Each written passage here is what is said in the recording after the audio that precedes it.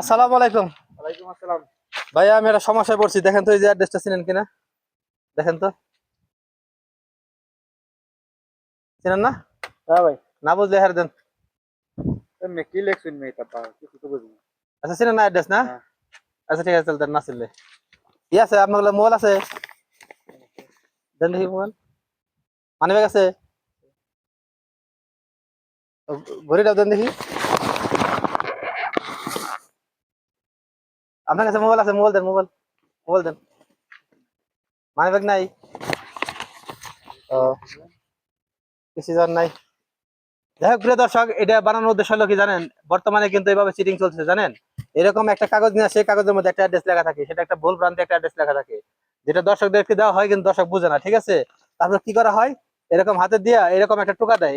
এই পেপারের মধ্যে কিন্তু একটা কেমিক্যাল থাকে বুঝছেন, যেটা আপনার সেন্স থাকবে কিন্তু আপনি কি করতেছেন সেটা বুঝবেন না।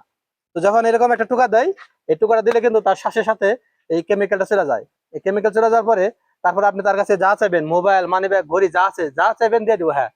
আর কিন্তু ওই একটা টাইম থাকে, ধরেন 1 ঘন্টা বা আধা ঘন্টা 2 ঘন্টা, এই 2 ঘন্টা পর উনি বলতে পারবো যে উনি সব দিয়ে দিছে। এর আগে কিন্তু সে বলতে পারবো না। তারা যদি পুরো এলাকা নিয়ে ঘোরান তাও বলতে পারবো না। ঠিক আছে, তো এটা আসলে একটা সচেতনমূলক ভিডিও, আপনারা বুঝতে পারছেন। দেখেন ওনাদের কাছ থেকে আমি কিন্তু গরিব মোবাইল নিয়ে নিছি, ঠিক এইভাবেই নেওয়া হয়। তো আপনারা সচেতন হইবেন, হ্যাঁ। তো আসলে এটা আসলে আপনাদের উদ্দেশ্যে এই ভিডিওটা বানানো। যদি আপনাদের আসলে ভালো লাগে ভিডিওটা, অবশ্যই লাইক কমেন্ট শেয়ার করবেন। আল্লাহ হাফেজ।